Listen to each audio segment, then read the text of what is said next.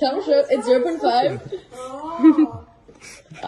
Alfie! Mister beast তো এখন সেরে ফেললো এঙ্গেজমেন্ট, বাট আপনি কি জানেন মিস্টার বিস্টের গার্লফ্রেন্ড হওয়ার জন্য থিয়া ভুসানকে দিতে হয়েছিল কঠিন এক পরীক্ষা, যে পরীক্ষা ছিল আসলে ইন্টারেস্টিং। কি ছিল সেই পরীক্ষা এন্ড কে এই থিয়া ভুসান, চলুন জেনে আসি। সো একের পর এক গিনিয়াস ওয়ার্ল্ড রেকর্ড ব্রেক করা সব থেকে successful YouTuber mister beast, globally যার crore crore fan followers, but এত সাকসেসফুল হওয়ার পরেও নিজের পার্সোনাল লাইফ খুব একটা সোশ্যাল মিডিয়াতে শো করতে পছন্দ করে না মিস্টার বিস্ট। বাট থিয়া ভুসানের সাথে মাঝে মধ্যে স্টোরি শেয়ার করতে দেখা যায় তাকে। সো থিয়াকে নিয়ে তখন থেকেই ছিল গুঞ্জন এন্ড পরে তারা নিজেরা বিভিন্ন মাধ্যমে তাদের সম্পর্কের কথা জানায়। বাট রিসেন্টলি নিউ ইয়ার সেলিব্রেশনে মিস্টার বিস্ট তার গার্লফ্রেন্ডকে একদম হাঁটু গেড়ে ডায়মন্ডের রিং পরিয়ে প্রপোজ করে বসে, যে ক্লিপস এন্ড পিকচার নিজেদের ইনস্টাগ্রামে শেয়ার করার পর সেটা সাথে সাথে ভাইরাল হয়ে যায়। এট দ্য সেম টাইম নেটিজনদের সবার ইন্টারেস্ট কে এই থিয়া ভুসান এন্ড কিভাবে শুরু হলো তাদের এই প্রেম কাহিনী। ওয়েল, মিডিয়া রিপোর্টস থেকে জানা যায় 27 বছর বয়সী থিয়া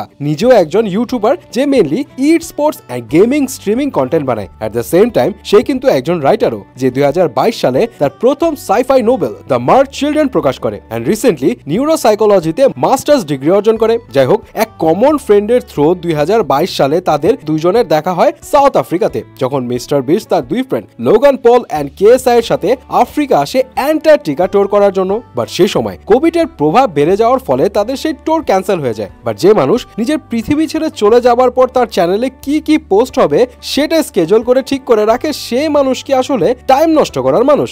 একদমই না। সো মিস্টার বিস্ট তখন তার মনের মানুষের সন্ধানে উঠে লেগে পড়ে। 2022 সালে তার আরেক রুমার গার্লফ্রেন্ড ম্যাডি স্পাইডেলের সাথে তার ব্রেকআপ হয়ে যায়। যাই হোক, পরে তাদের দুইজনের সেই কমন ফ্রেন্ডের ডিনার পার্টিতে দেখা হয়। বাট এখানেই ঘটে এক ইন্টারেস্টিং ঘটনা, সেটা কি থিয়া এর রূপ দেখে প্রথম দেখায় প্রেমে পড়ে যায় মিস্টার বিস্ট। বাট তার গার্লফ্রেন্ড হতে হলে তো থাকতে হবে বিশেষ কিছু গুণ। সো মিস্টার বিস্ট তখন থিয়ার একটা পরীক্ষা নেয়। সে নিজ থেকে থিয়াকে একের পর এক প্রশ্ন করতে থাকে, তার কি করতে ভালো লাগে, হবি কি, পৃথিবী সম্পর্কে তার ধারণা কি, এসব আর কি। থিয়াও কিছু বুঝতে না পেরে একের পর এক আনসার দিতে থাকে। হ্যাঁ, যদিও পরে সে জানতে পারে সেগুলো ছিল তার ব্যক্তিত্বের পরীক্ষা। সো সেই পরীক্ষা পাশ করার পর মিস্টার বিস্ট নিজের থেকে থিয়াকে মেসেজ করতে থাকে এন্ড নিজের ফিলিং শেয়ার করে। বাট এরপর ছিল কিন্তু তাদের আসল বাধা, মানে থিয়া যেহেতু আফ্রিকাতে থাকতো, সো তাদের মধ্যে লং ডিস্টেন্স ইস্যুটা চলে আসে এন্ড থিয়াও প্রথম দিকে ভীষণ দোটানায় ছিল, কারণ তার ধারণা ছিল ফেমাস পার্সনদের অহংকার বেশি হয় এবং প্রতারিত হবার বেশি সম্ভাবনা থাকে। But mister beast